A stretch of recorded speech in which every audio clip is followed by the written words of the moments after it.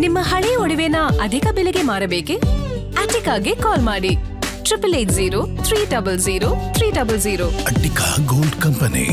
Heroine name Brinda Acharya and Krishna Ajay Rao. ಈ ಹಿಂದೆ ಎಂದೆಂದಿಗೂ ಸಿನಿಮಾದಲ್ಲಿ ಫಸ್ಟು ನಂದು ಮತ್ತು ರಾಧಿಕಾ ಪಂಡಿತ್ ಅವ್ರದ್ದು ಹೆಸರು ಆ್ಯಡ್ ಆಗಿತ್ತು ಎಂದೆಂದಿಗೂನಲ್ಲಿ.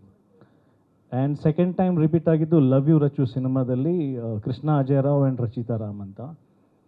ಈ ಸಿನಿಮಾದಲ್ಲಿ ಪರ್ಟಿಕ್ಯುಲರ್ಲಿ ನಾನೇ ಹೇಳಿದ್ದು ಬೃಂದಾ ಅವ್ರ ಹೆಸರನ್ನು ಹಾಕಿ ಆ್ಯಂಡ್ ಬೃಂದಾ ಅವ್ರ ಹೆಸರು ಫಸ್ಟಿಗೆ ಬರಲಿ ಅಂತ. ಇವರು ಕೂಡ ಒಂದು ಇಂಟರ್ವ್ಯೂನಲ್ಲಿ ಒಂದು ಒಳ್ಳೆ ಮಾತು ಹೇಳಿದರು, ಅಂದರೆ it should get normalised.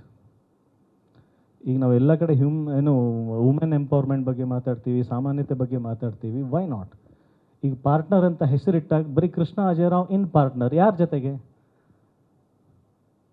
So partner ಅನ್ನೋ ಸಿನಿಮಾ ಆಗಿರೋದು not only by hero and heroine together they play partners.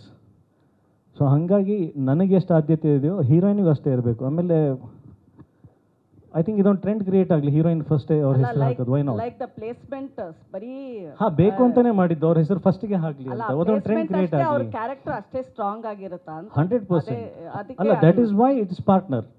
Partner ಅಂದರೆ ಸಮಾನತೆ ಇದ್ದರೆ ಮಾತ್ರ ಅದು ಪಾರ್ಟ್ನರ್. ಇಲ್ಲಿ 30%, 70%, 20%, 80%, 60-40 ಅದಿಲ್ಲ, 50-50. ಆ್ಯಂಡ್ ಒನ್ ಆಫ್ ದ ಅಂದರೆ ಅಜಯ್ ರಾವು ಪ್ರೀವಿಯಸ್ ಸಿನಿಮಾಸಲ್ಲಿ ಜಾಸ್ತಿ ಕಾಣಿಸ್ಕೊಳ್ಳಿಲ್ಲ ಪ್ರಮೋಷನ್ಸ್ಗೆಲ್ಲ, ಬಟ್ ಪಾರ್ಟ್ನರ್ ಅಂತ ಬಂದ ತಕ್ಷಣ you had a special reason to be here. Only you choose cinema, ಅಂದರೆ ನೀವು ಸಿನಿಮಾನ ಯಾವ ಸಿನಿಮಾ ಬರಬೇಕು ಅಂತ ಚೂಸ್ ಮಾಡ್ತೀರಾ ನೀವು? ಇನ್ಮೇಲೆ ಚೂಸ್ ಮಾಡ್ತೀನಿ. ರೀಸನ್? ನಾನು ಒಬ್ಬ ಸೇಲ್ಸ್ ಮ್ಯಾನ್, ಒಬ್ಬ ವೇದಿಕೆ ಮೇಲೆ ನಿಂತ್ಕೊಂಡು ಅಥವಾ ಪ್ರೆಸ್ ಮೀಟಲ್ಲಿ ಒಂದು ಸಿನಿಮಾನ ಪ್ರಮೋಟ್ ಮಾಡೋಕ್ಕೆ ಬಂದಿದ್ದೀನಿ ಅಂದರೆ is as good as a sales man. ನನಗೆ ಆ ಕ್ವಾಲಿಟಿ ಇಷ್ಟ ಆಗಿಲ್ಲ ಅಂದಮೇಲೆ ನಾನು ಅದನ್ನು ಹೆಂಗೆ ಪ್ರಮೋಟ್ ಮಾಡಲಿ? ಬಟ್ ನೀವೇ ಅಲ್ವಾ ಸಿನಿಮಾಗಿರೋದು, ಎಲ್ಲ ಸಿನಿಮಾಲೂ ನೀವೇ ಇರ್ತೀರಾ. ನೀವೇ ಸೇಲ್ಸ್ ಮ್ಯಾನ್ ಅಂದರೆ ಎಲ್ಲ ಪ್ರಾಡಕ್ಟ್ನೂ ನೀವು ಪ್ರಮೋಟ್ ಮಾಡಬೇಕಲ್ವಾ? ಸರಿ ಮೇಡಮ್, ಮ್ಯಾನುಫ್ಯಾಕ್ಚರರ್ ಫಸ್ಟ್ ಇದು ಗೋಲ್ಡ್ ಅಂತ ಕೊಡ್ತಾರೆ, ನಾನು ಗೋಲ್ಡ್ ಹೌದಾ ಒಂದ್ಸಲ ಹಾಕೊಂಡು ನೋಡ್ತೀನಿ ಅಂತ ಆದಮೇಲೆ ಅದು ರೋಲ್ಡ್ ಗೋಲ್ಡ್ ಆಗ್ಬಿಟ್ರೆ ನಾನು ಅದನ್ನ ಹೆಂಗೆ ಮಾರ್ಕೆಟಿಂಗ್ ಮಾಡಲಿ? ಬಟ್ ನೀವು ತೊಗೊಳ್ಬೇಕಾದ್ರೆ ರೋಲ್ ಗೋಲ್ಡ್ ಅಂತ ನೀವು ಥಿಂಕ್ ಮಾಡಿ ತೊಗೋತೀವಿ. ಹೌದು, ನನಗೂ ಹಂಗೆ ಹೇಳಿರ್ತಾರೆ ಇದು ಗೋಲ್ಡ್. ನಾವು ಈಗ ನಾನು ಅವ್ರಿಗೆ ಗೊತ್ತಿರುತ್ತೆ ಬೆಸ್ಟ್ ಸೇಲ್ಸ್ ಮ್ಯಾನ್, ಈ ಗೋಲ್ಡ್ ಇವ್ನು ಹಾಕೊಂಡು, ಈ ಪೆಂಡೆಂಟ್ ಇವ್ನು ಹಾಕೊಂಡ್ರೆ ಸೇಲ್ ಆಗುತ್ತೆ. ಬೇರೆ ಬೇರೆ ಆರ್ನಮೆಂಟ್ ಹಾಕೊಳ್ಳೋಕೆ ಬೇರೆ ಬೇರೆ ಅಂದರೆ ಅದಕ್ಕೆ ಆದಂಥ ಹೀರೋಗಳಿದ್ದಾರೆ ಸೂಟ್ ಆಗೋದು. ಅಂದರೆ ಎಲ್ರಿಗೂ ಒಂದೊಂದು ಆರ್ನಮೆಂಟ್ ಸೂಟ್ ಆಗುತ್ತೆ. ಕೆಲವೊಬ್ರಿಗೆ ಸುತ್ತಿಗೆ ಸೂಟ್ ಆಗ್ಬೋದು, ಕೆಲವೊಬ್ರಿಗೆ ಮಚ್ಚು ಸೂಟ್ ಆಗ್ಬೋದು, ಕೆಲವೊಬ್ರಿಗೆ ಹಾರ ಸೂಟ್ ಆಗ್ಬೋದು, ಕೆಲವೊಬ್ರಿಗೆ ಕಿರೀಟ ಸೂಟ್ ಆಗ್ಬೋದು. ಒಬ್ಬೊಬ್ಬರಿಗೆ ಎವ್ರಿಥಿಂಗ್ ಈಸ್ ಫೇರ್. ಸಿನಿಮಾದಿಗೆ ಎಲ್ಲ ಕ್ಯಾಟಗರೀಸು ಬೇಕು, ಎಲ್ಲ ಥರದ ಸೇಲ್ಸ್ ಮ್ಯಾನ್ ನಮ್ಮಲ್ಲಿದ್ದಾರೆ. ಈ ಪ್ರೀತಿ ಅಂತ ಬಂದಾಗ ನಾನು ಒಂದು ಬೆಸ್ಟ್ ಸೇಲ್ಸ್ ಮ್ಯಾನ್. ಸ್ಟಾರ್ಟಿಂಗಲ್ಲಿ ಸರ್ ಇದು ಗೋಲ್ಡ್ ಇದು ಅಂತ ನನಗೆ ಹೇಳ್ತಾರೆ, ನಾನು ಹೌದಾ ಅಂತ ನಂಬಿಟ್ಟಿರ್ತೀನಿ. ಅದು ಸೇಲ್ ಮಾಡೋಕ್ಕೂ ಮುಂಚೆ ಸರ್ ನನಗೊಂದು ಅಭ್ಯಾಸ ಇದೆ, ನಾನು ಒಂದಷ್ಟು ದಿನ ಹಾಕೊಂಡು ನೋಡ್ತೀನಿ ಸರ್ ಅಂತ.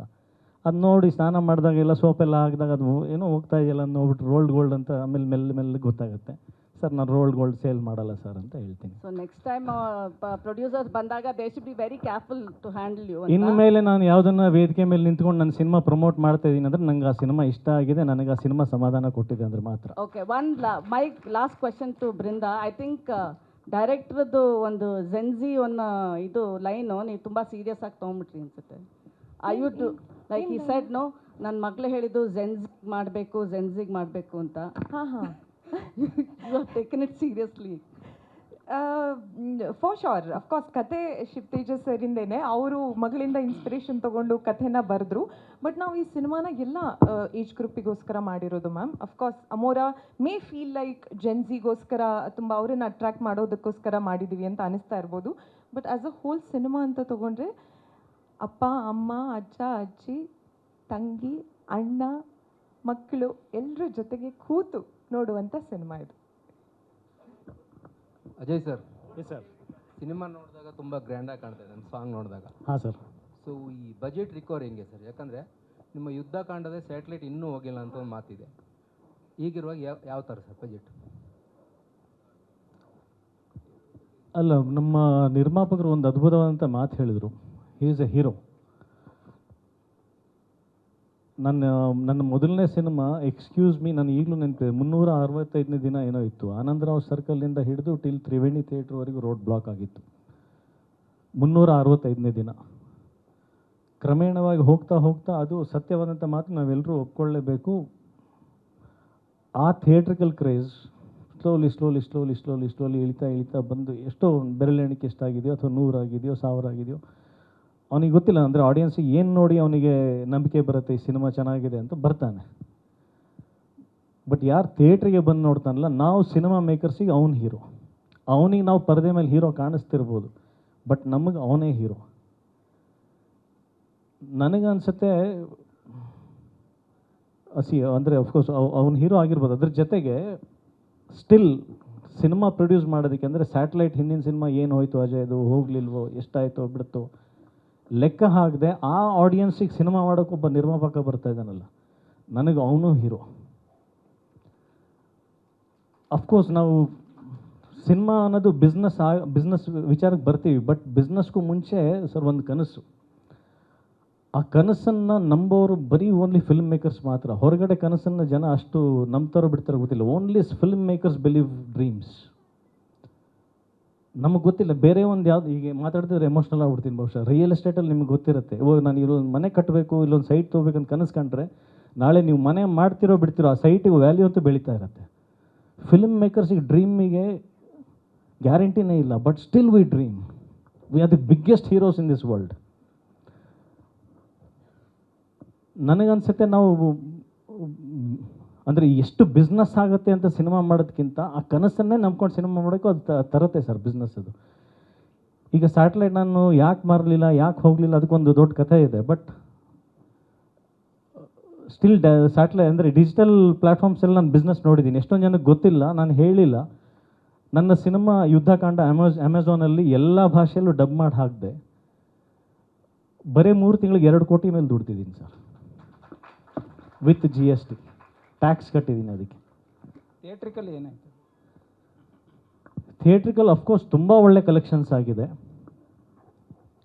ವಂಡರ್ಸ್ ಆಗಬೇಕಿತ್ತು. ಅಂದರೆ ಇಂಡಸ್ಟ್ರಿ ಅವ್ರದ್ದು ಲೆಕ್ಕಾಚಾರದ ಪ್ರಕಾರ ನಾವು ಅಂದ್ಕೊಂಡಿದ್ದು ತುಂಬ ಹ್ಯೂಜ್ ಆಗುತ್ತೆ, 1 to 10 ಟೈಮ್ಸ್ ಆಗುತ್ತೆ ಅಂತ. ಬಟ್ ಅನ್ಫಾರ್ಚುನೇಟ್ಲಿ ಒಂದು ದೇಶದಲ್ಲಿ ಒಂದು ದುರಂತ ನಡೀತು. ಅವಾಗ ಪಹಲ್ಗಾಮ್ ಅಟ್ಯಾಕ್ ಆಯಿತು. ಫ್ರೈಡೇ ಸಿನಿಮಾ ರಿಲೀಸ್ ಆಗಿತ್ತು. ಟ್ಯೂಸ್ಡೇ ಎಲ್ಲ ಕಡೆ ನ್ಯೂಸ್ ಏನಿತ್ತು ಅಂದರೆ ಪಹಲ್ಗಾಮಲ್ಲಿ ಒಂದು ಅಟ್ಯಾಕ್ ಆಗಿದೆ, ಸಾಕಷ್ಟು ಜನನ ಹೊಡೆದಿದ್ದಾರೆ. ಅದೊಂದು ನ್ಯಾಷನಲ್ ಇಶ್ಯೂ ಆಗಿತ್ತು. ಆ ಒಂದು ಸೂತಕದಲ್ಲಿ ನಾವು ಭಾಗಿಯಾಗಬೇಕಾಗಿತ್ತು. ಅಲ್ಲಿ ಸಿನಿಮಾಕ್ಕಿಂತ ದೇಶದ ವಿಚಾರ ತುಂಬ ದೊಡ್ಡದಾಗಿತ್ತು. ಆ ವಾರ ಪೂರ್ತಿ ಅಫ್ಕೋರ್ಸ್ ಕಲೆಕ್ಷನ್ ಡ್ರಾಪ್ ಆಯಿತು. ಸೊ ಆ ಒಂದು ಅನಾಹುತಕ್ಕೆ ಎಲ್ಲೋ ಬಂದು ಟೆರರಿಸ್ಟ್ ಶೂಟ್ ಮಾಡ್ತಾರೆ ಅಂತ ನಾವು ಯುದ್ಧಕಾಂಡ ಸಿನಿಮಾ ಮಾಡೋ ಟೈಮಲ್ಲಿ ನಮಗೆ ಗೊತ್ತಿರಲಿಲ್ಲ. ಅದೇ ಹೇಳೋದು, ಕನಸಿಗೆ ಗ್ಯಾರಂಟಿನೇ ಇಲ್ಲ ಇದಕ್ಕೆ. ಬಟ್ ನಾನು ಆಗಲೇ ಹೇಳಿದ್ನಲ್ಲ, ನನ್ನ ನಂಬಿಕೆ, ನನ್ನ ಧ್ಯೇಯ, ನನ್ನ ಉದ್ದೇಶ ಒಂದು ಒಳ್ಳೆ ಸಿನಿಮಾ ಮಾಡಬೇಕು, ಮಾರಲ್ ಕೊಡಬೇಕು ಅನ್ನೋದು. ಥಿಯೇಟ್ರಲ್ಲಿ ನೋಡಿದ್ರು, OTTನಲ್ಲಿ ನೋಡಿದ್ರು ಅವ್ನು ಮೆಚ್ಚಿದ ಸರ್. ಎಸ್ ಇವ್ನು ಒಳ್ಳೆ ಸಿನಿಮಾ ಮಾಡಿದ್ದಾನೆ, ಕನ್ನಡಕ್ಕೆ ಒಂದು ಒಳ್ಳೆ ಸಿನಿಮಾ ಕೊಟ್ಟಿದ್ದಾನೆ ಅಂತ ಮೆಚ್ಚಿದ್ರು.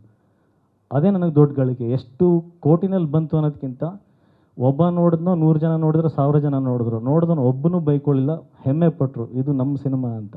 ಅದು ನನಗೆ ಎಷ್ಟೇ 100 ಕೋಟಿಗಿಂತಲೂ ದೊಡ್ಡ ಗಳಿಕೆ ಸರ್.